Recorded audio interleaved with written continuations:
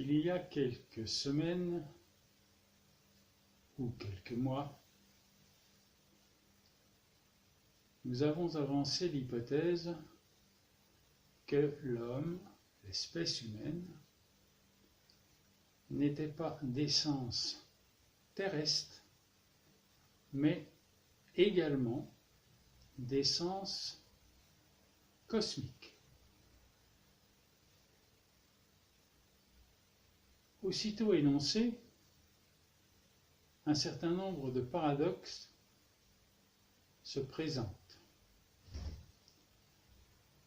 Ne serait-ce que les paradoxes des mots que nous allons utiliser pour parler de ce qui est innommable.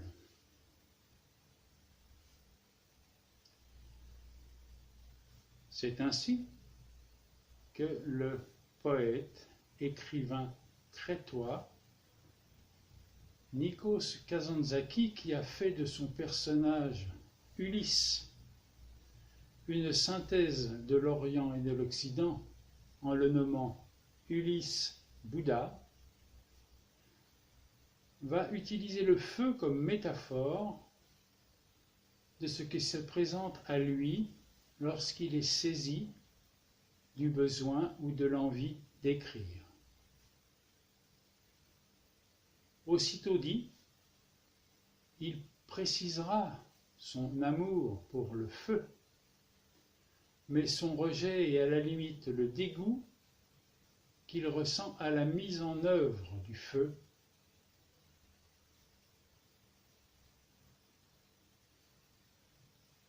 Il en est de même pour le Mahabharata indien, où Arjuna, le héros du Mahabharata, et l'avatar du dieu Krishna, va en quelque sorte expliquer que quelles que soient nos actions, quelles que soient nos pensées, quels que soient nos actes de bravoure, notre destin, et le destin donc des combattants, est scellé a priori. Ce qui laisse entendre que cet innommable dont nous parlions est effectivement innommable et que nous ne pouvons y échapper. Ce qui ne veut absolument pas dire qu'il y a une personne ou une personnalisation derrière ces mots employés, puisque la transcendance de cet innommable ne peut par définition être recouverte par des mots, mais seulement par des sensations, par un ressenti.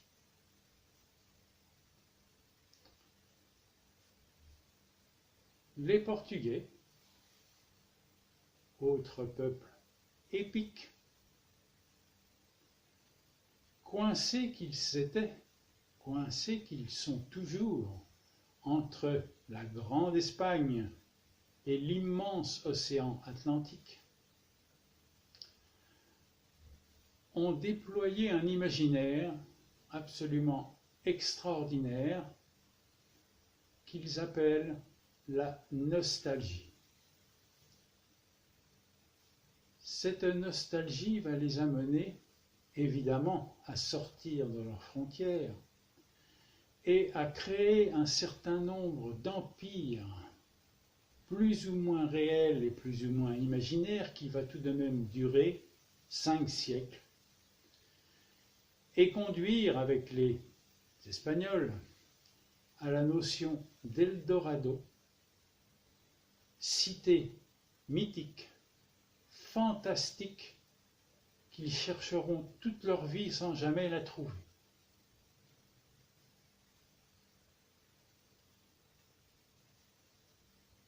Un immense poète portugais qui participe à ce qu'ils appellent la saudade représentant précisément cette nostalgie d'être autrement que ce que l'on est véritablement en tant que phénomène historique, va écrire un certain nombre de poèmes expliquant l'impossibilité de saisissabilité de ce dont on parle. Puisque derrière les mots, derrière les choses, derrière les phénomènes, il n'y a rien qui puisse en rendre compte.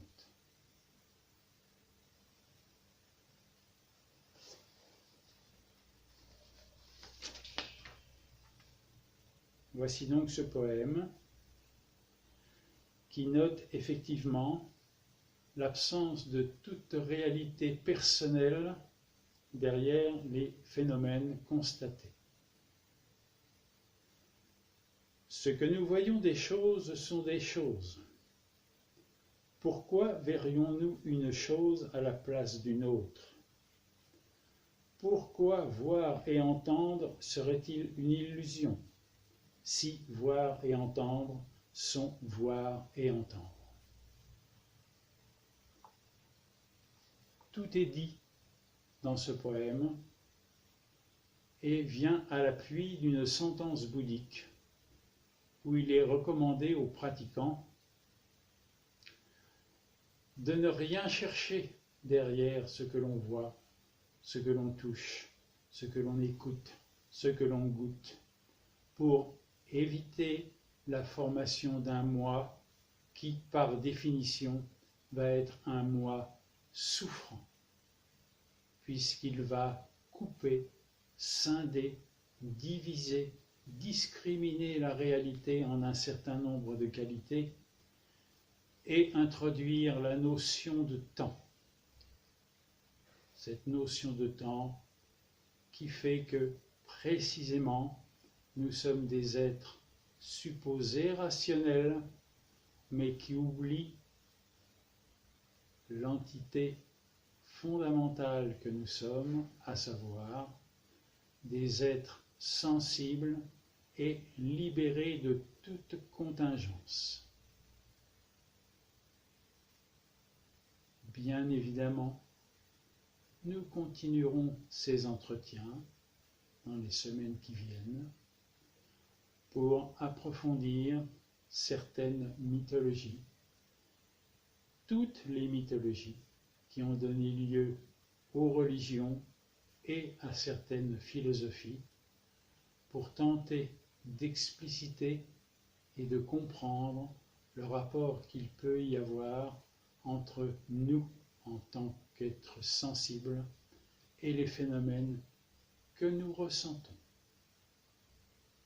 Pour cela, il est nécessaire de méditer non pas notre fragilité, mais l'équilibre entre ce qui est individuellement ressenti et ce qui est l'objet de ce ressentiment, pour s'apercevoir de l'unité foncière qui les gouverne, quel que soit le mythe auquel on se rattache.